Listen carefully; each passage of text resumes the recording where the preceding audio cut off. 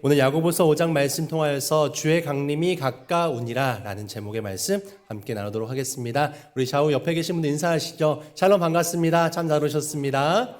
샬롬 반갑습니다. 네, 우리 늘 보는 얼굴들만 인사하지 마시고 멀리 계신 분들도 함께 눈 마주쳐 주시고 잘 오셨습니다. 감사합니다.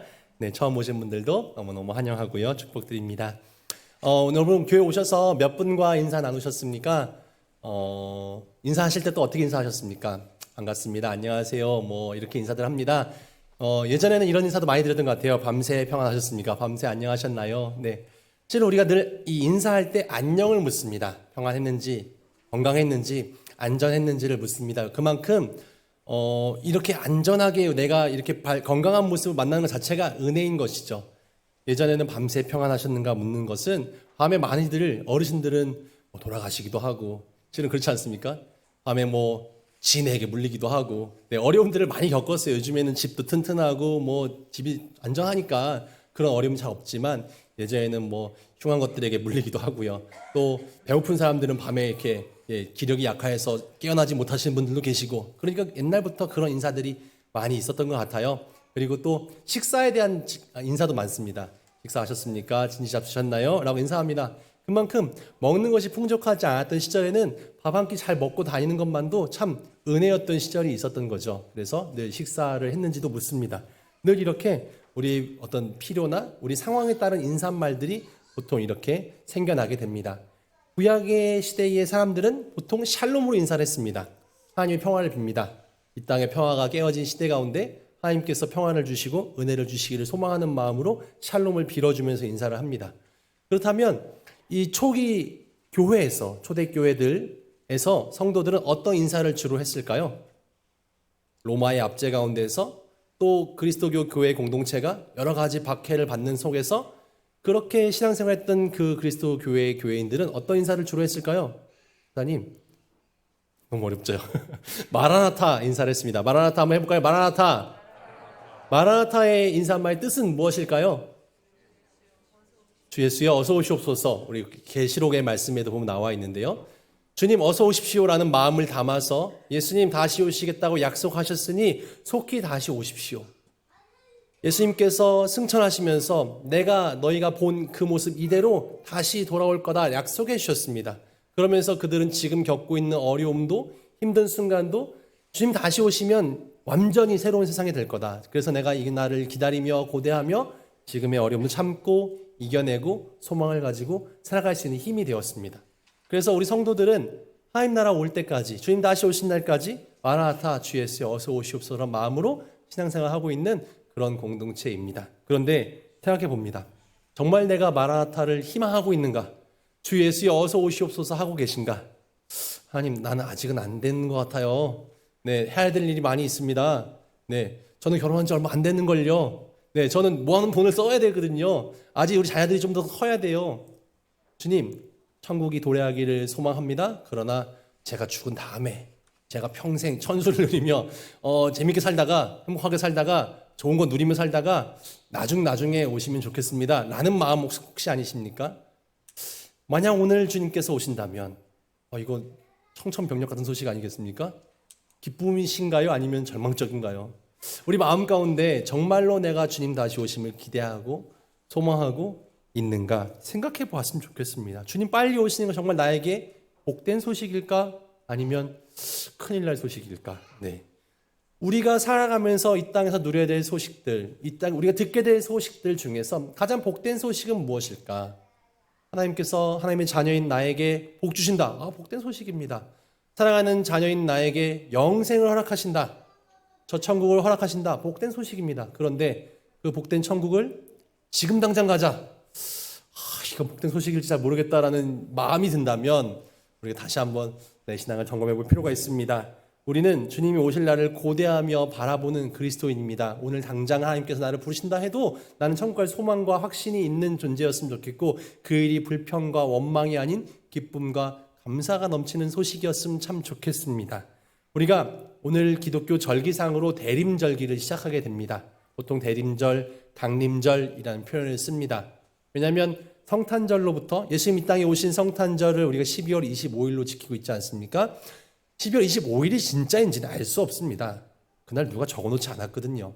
그런데 그날을 동지 다음에 찾아오는 그 안식일을 이제 성탄으로 하자, 예수님 탄생하신 날로 하자. 그리고 이렇게 정했던 거기 때문에 12월 25일로 이제 그 전래되어 온 것입니다. 근데 아무튼 그날로부터 그 전 4주간의 기간을, 주일 포함한 4주간의 기간을 강림절, 대림절로 우리가 지키면서 주님께서 이 땅에 오실 의미를 살피며 내 마음에 어떤 새기는 그런 절기로 삼았습니다. 그리고 예수님께서 그 땅에 오신 2000년 전의 사건만이 아니라 예수님 다시 오시겠다 약속하신 그 재림의 그런 소망과 희망을 가지고 다시 오실 주님 또한 내가 기다리는 마음으로 이 절기를 보내자. 이것이 대림절의 의미입니다. 그러니까 성탄절만 의미 있는 것이 아니라 다시 오실 주님의 재림까지도 우리가 생각하는 절기가 바로 이 대림절기입니다. 우리가 어떤 마음으로 기다리는가, 어떤 마음으로 깨어있는가. 주님께서 언제 오실지 알 수 없다고, 그날이 도적같이 임할 거라고 약속하셨는데 우리는 정말 깨어서 기다리고 있는가? 12월 25일만 기다리고 있습니까? 그날은 언제일지 알 수 없습니다만 늘 그렇게 고대하고 기다리는 마음으로 살아가야 합니다. 마치 병사들이 초소를 지키는 것처럼, 언제 적이 다가올지 알지 못하는 것처럼, 가장 중요한 임무를 수행하는 것처럼 우리 또한 주님께서 다시 오실 날을 기다리고 고대하며 깨어 있어야 합니다. 주님께서 다시 재림하실 때 내가 지켜야 될 자리에 있지 않는다면, 내가 해야 될 사명을 다하고 있지 않는다면, 내가 만약 졸고 있다면 얼마나 주님 앞에 부끄러울 것인가. 주님이 있어야 될 자리에, 주님과 함께 있어야 될 자리에 내가 있지 않을 때, 내가 해야 될 사역의 자리에 내가 있지 않을 때, 내가 끼어 있지 못하다면 얼마나 내가 부끄러울까라는 생각도 하게 됩니다. 성경에 수많은 약속들이 있습니다. 그리고 그 약속들은 대부분 다 성취되었고 이루어졌습니다. 성경은 구약과 신약으로 이루어져 있죠. 옛 약속과 새 약속으로 이렇게 구성되어 있습니다. 그 약속들은 다 이루어졌습니다. 그런데 아직 성취되지 않은, 이루어지지 않은 약속이 하나 있습니다. 그것은 바로 주님 다시 오시겠다 약속하신 그 재림의 약속입니다. 그 재림의 약속, 내가 이 땅에 다시 오겠다. 2000년 전에 초림하셨던, 다 처음 오셨던 그분께서 33년간의 이 땅의 삶을 마치시고 다시 한번 제자들과 함께 하시며 승천하신 때 내가 이 모습을 다시 오실 때 약속하셨습니다. 우리는 여전히 나를 기다리고 있는 것입니다. 오늘 말씀 8절 보시면 야고보서 5장 8절에 너희도 길이 참고 마음을 굳건하게 하라 주의 강림이 가까우니라 라고 말씀합니다. 그날은 멀리 있지 않습니다. 가까이 있다는 겁니다. 야고보 사도는 물론 1세기에 살았던 사람이니까 아주 과거입니다. 그러나 그 야고보가 가까이 왔다. 주님의 강림이 가까이 왔다. 네, 성경은 이 약속이 반복됩니다. 그날이 언제 올지 알 수 없으나 가까이 있다. 금세 다시 오실 것이다. 근데 그날이 늦춰지는 이유는 하나님께서 우리에게 아직 심판의 기회를 그 심판의 기회를 뒤로 미뤄가고 계신 거죠. 자비가 많으신, 사랑이 많으신 주님께서 여전히 하나님 뜻이 아닌 세상의 뜻을 따라 죽음을 향해 달려가고 있는 이들에게 복음을 전하고 죄의 백성으로 변화시키고, 그래서 그들이 하나님께 돌아오게끔 하기 위해서 그 일을 지금 빛과 소금의 삶을 감당해야 되는 그리스도인들이 그 역할을 해내기를, 그래서 그렇게 하나님을 알고 믿고 주님대로 살아가는 이들이 이 땅 가운데 가득해지기를, 그때 내가 다시 오겠다 약속하셨기 때문에 그날을 뒤로 미뤄가고 계십니다. 하지만 그날이 언제일진 아무도 알 수 없습니다. 빨리 백성들, 제자들에게 이야기합니다. 얼른 가서 복음을 전해라. 사마리아와 땅끝까지, 온 유대와 사마리아 땅끝까지 이르러 너들을 세례주고 내 백성, 내 제자 삼으라. 내가 다시금 그때에 돌아오게 될 것이다 라고 성경은 증언합니다. 마태복음 24장 44절 말씀도 볼까요? 자막 이렇게 나와 있습니다. 이러므로 너희는 준비하고 있으라. 생각지도 않은 때에 인자가 오리라. 나는 생각하지 못하고 있었지만 내가 사명을 다하고 있다면 언제든 주님께서 찾아오십니다. 우리는 늘 그래서 준비하고 깨어있으며 죄송합니다. 도적같이 임할, 언제 올지 알 수 없지만 찾아오실 주님을 우리가 맞이할 준비가 되어 있어야 합니다. 그렇다면 그 약속을 기다리는 우리의 자세, 특히나 이 강림절, 대림절, 신앙의 절기 가운데 기다림의 의미를 상고하는 이 절기에 우리는 어떤 자세로 기다릴 것인가? 이 대림절기, 우리가 어떤 신앙의 자세로 이 대림절기를 보낼 것인가? 오늘 같이 묵상해 보았으면 좋겠습니다. 세 가지로 이야기를 나눠볼 텐데요. 첫 번째는 우리가 이 대림절기 보내는 자세는 소망의 자세가 필요합니다. 첫 번째 뭐라고요? 소망의 자세가 필요합니다. 네, 대림절기는 소망의 절기입니다. 대림절에 우리는 소망의 마음을 품어야 합니다. 소망은 무엇입니까?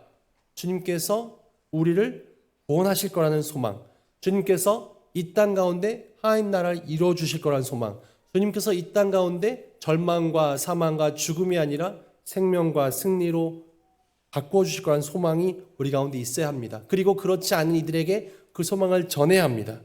그리스도인에게는 절망이 없습니다. 내가 잠깐 실패할 수도 있고 실수할 수도 있고 넘어질 수도 있고 건강이 약해질 수도 있고 문제도 생겨질 수 있지만 우리에겐 절망이 없습니다. 우리는 끝이 없습니다. 왜냐하면 우리에게 영생을 허락하셨기 때문에 그렇습니다. 십자가에서 예수님께서는 돌아가셨지만 죽으셨지만 사흘 만에 부활하신 것처럼 우리 또한 실패와 절망이 아니라 죽음 또한 우리를 끝내지 못합니다. 우리에겐 영원한 승리 되신 주님께서 우리의 소망이 되셨기 때문에 우리는 그 약속을 믿고 나아가기 때문에 기뻐할 수 있고 담대할 수 있고 두려워하지 않을 수 있고 그 소망으로 살아갈 수 있습니다. 이 겨울철에 많은 사람들은 특히나 가진 것이 부족한 연약한 사람들은 더욱더 힘듭니다. 춥고 고통스럽게 살아갑니다. 우리 그리스도인들은 교회는 그런 이들에게 소망을 전해야 합니다.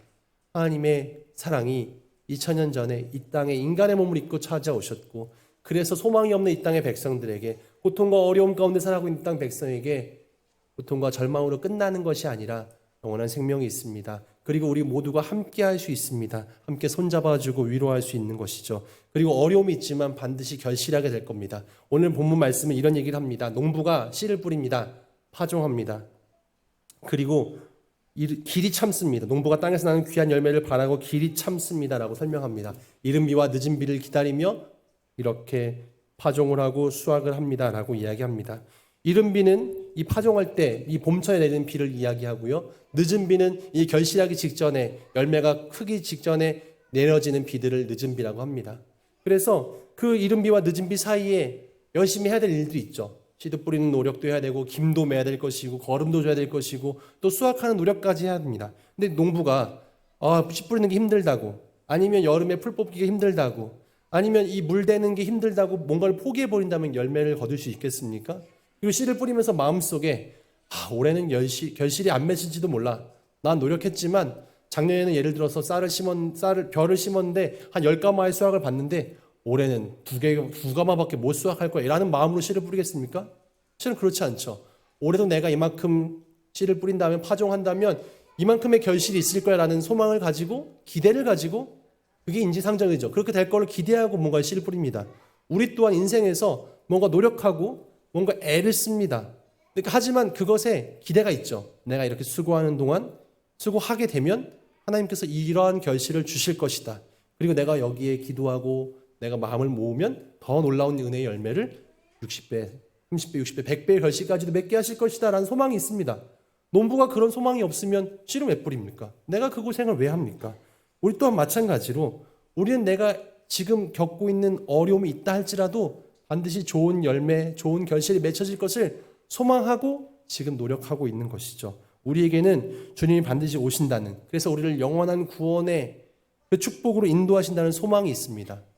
세상에 그런 소망이 없는 이들이 있습니다. 그들에게 우리는 하나님의 소망을 전하고 영생의 소망을 전하고 승리의 축복을 전할 수 있어야 합니다. 대림절기에는 그래서 온 백성이 모든 사람들이 하나님 믿지 않는 이들에게도 희망과 소망이 가득 차서 올해 내가 만약에 어려움이 많았다면 내년에는 새로운 기쁨과 놀라운 축복이 있게 될 것을 소망하게 우리가 그렇게 그들을 이끌어야 할 것입니다. 대림절은 그런 소망이 온 세상 가운데 넘쳐나는 절기가 되어야 될 것입니다. 세상은 힘들고 어려움이 참 많지만 그런 소식으로만 가득해 보이지만 늘 언론과 사람들의 관심은 그런 것으로 쏠리게 되어지거든요. 그러나 그것보다 놀라운 축복과 은혜가 있음을, 함께하는 뜨거운 사랑과 기쁨이 있음을 우리가 전해야 합니다. 두 번째 대림절의 자세는 바로 인내의 자세가 필요합니다. 7절과 8절 말씀 여러분과 함께 다시 읽기 소망합니다. 7절 말씀 읽겠습니다. 시작. 그러므로 형제들아 주께서 강림하시기까지 길이 참으라. 보라 농부가 땅에서 나는 귀한 열매를 바라고 길이 참아 이른 비와 늦은 비를 기다리나니 너희도 길이 참고 마음을 굳건하게 하라. 주의 강림이 가까우니라. 아멘. 성경은 반복합니다. 길이 참으라, 인내하라 라고 이야기해 줍니다. 기다림은 인내를 전제로 합니다. 우리는 예수님의 오심을 얼마나 기다리고 있는지요? 그리고 그 날이 올 때까지 얼마나 인내하고 있는지요? 우리는 이 기다림을 잘 하지 못합니다. 인내하기 너무 힘들어합니다. 5분, 10분만 늦어도 화가 나고 내가 이 일을 더 이상 기다리지 못하게 되는 경우가 참 많습니다. 한두 번 시도해보고 실패하면 다시금 시도하기를 주저하게 됩니다. 화도 쉽게 내고요, 말도 쉽게 내어뱉는 경우가 많습니다. 성경 우리에게 인내를 가르쳐 줍니다. 성격이 급할수록 손해본다라고 이야기합니다. 하박국서 2장 3절 말씀도 보니 이런 구절도 나와 있네요. 이에 묵시는 정한 때가 있나니 그 종말이 속히 이르겠고 결코 거짓되지 아니하리라. 비록 더딜지라도 기다리라. 지체되지 않고 반드시 응하리라. 뭔가 모순이 있는 것처럼 보여지기도 합니다. 하지만 이야기합니다. 더딜지라도 지체되지 않고 반드시 응하게 될 것이다. 지금 내 시선으로, 내 관점으로는 더뎌 보입니다. 왜 빨리 결정이 안 될까? 왜 빨리 결실이 맺혀지지 않을까? 왜 이렇게 어렵지? 더뎌 보입니다. 그러나 지금 약속합니다. 반드시 지체되지 않고 끝난 거 아니야, 절망적인 건 아니야, 반드시 응하게 될 거다라고 그 약속을 믿고 기다릴 때, 인내할 때 좋은 일이 생겨질 것을 이야기합니다. 우리가 한 약속을 믿고 기다리는 인내의 자세가 필요합니다. 그래서 내가 기도하고 응답 없으면 기도를 멈추는 것이 아니라 내일 당장 응답하기를 바라는 그런 조급한 마음이 아니라 주님의 때를 기다리며 인내하는 마음이 필요합니다. 히브리서 12장 3절 말씀 보면 인내를 우리에게 배우라고 이야기합니다. 너희가 피곤하여 낙심하지 않기 위하여 죄인들이 이같이 자기에게 거역하신 일을 참으신 일을 생각하라. 예수님의 이야기를 하고 있습니다. 우리는 성경 말씀 피곤할 때가 있습니다. 낙심될 때가 있습니다. 내가 뭔가 기도할 때 또 내가 선한 일을 함에 있어서도 뭔가 나를 힘들게 하는 낙심된 일이 발생합니다. 피곤한 일도 발생합니다. 그런데 그때 우리에게 이것 생각하라고 이야기합니다. 무엇입니까? 자신에게 거역한 사람들도, 거역한 일도 참으신 예수님을 기억해라, 생각하라. 우리는 조급한 생각에 이렇게 해도 안 되네, 이렇게 참 피곤하다, 이렇게 정말 낙심되는구나 생각할 때 자신에게 거역한 세상까지도 사랑했던 그 십자가를 지셨던 그 예수님을 기억하며 생각하며 우리는 참아내고 인내해야 합니다.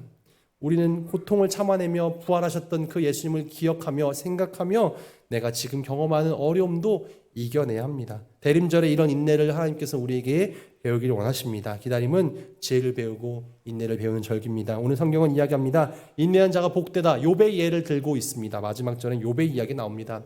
욥은 하루아침에 모든 것을 다 잃어버렸습니다. 그러나 그는 하나님을 향해 원망하지 않고 또 하나님을 포기하지 않고 인내하며 결국에는 하나님에 대한 깨달음을 다시금 얻게 되었고 갑절의 축복 또한 누리게 됩니다.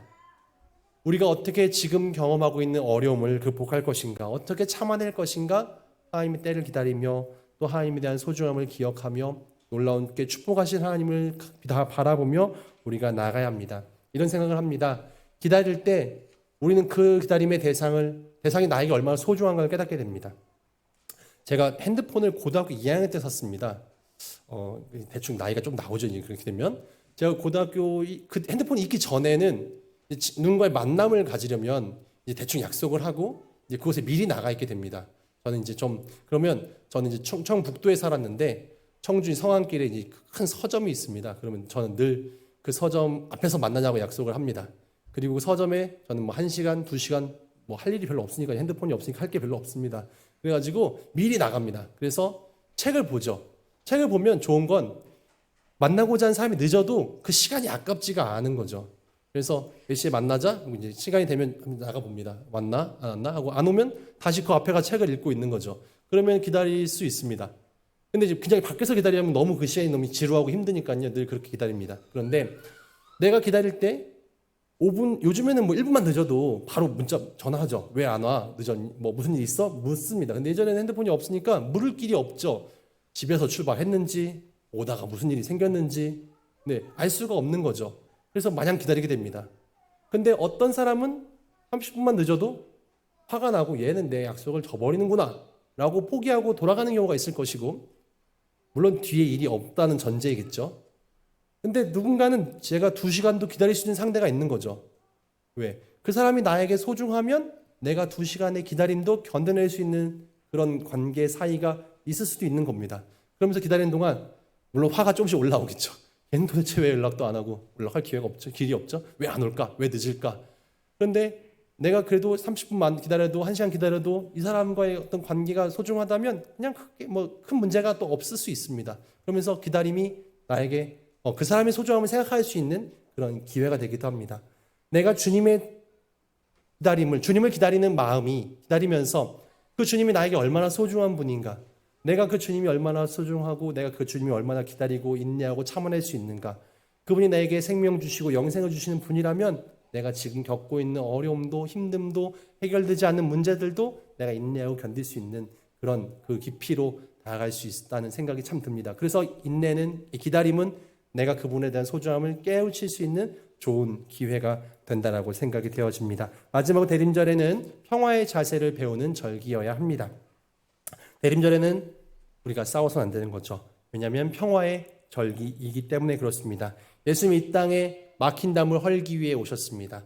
갈라진 틈을 메우고자 오셨습니다. 하나님과 인간 사이에 멀어진, 죄로 인해 끊어진 그 다리를 연결하기 위해서 찾아오셨습니다. 인간 사이에 막혀있는 담을 허물기 위해 오셨다라고 성경은 이야기합니다. 그 주님을 기다리는 이 대림절기, 평화의 절기에 반목과 이 질시를 우리 땅 가운데서 우리가 계속하고 있는 인간들, 우리가 원수와 이제 보복하는 것이 아니라 더욱더 용서하고 사랑하고 화해하는 그런 이 대림절기 성탄을 맞이한 우리들의 자세가 되어야 할 것입니다. 우리가 서로를 향해 원망한다면 평화가 깨어집니다. 오늘 말씀 9절 볼까요? 9절 말씀에 이런 말씀이 나옵니다. 형제들아 서로 원망하지 말라. 그리하여 심판을 면하리라. 보라 심판주가 문 밖에 서 계시니라. 아멘. 형제들아 원망하지 말라라고 이야기합니다. 하나님께서는 우리에게 기다리라, 인내해라, 그러면서 서로 원망하지 말라, 원망하면 심판주에게 심판받는다, 이런 말씀을 하고 있습니다. 우리가 이 대림절기에 원수마저도 우리가 나에게 정말 원망을 주고 있는, 나를 핍박하는 자들 향해서도 원망하지 말라고 주님 말씀하시는 거죠. 왜냐하면 원망은 하나님의 심판의 대상이 되기 때문에 라고 이야기합니다. 세상은 당하고 살지 마 라고 이야기합니다.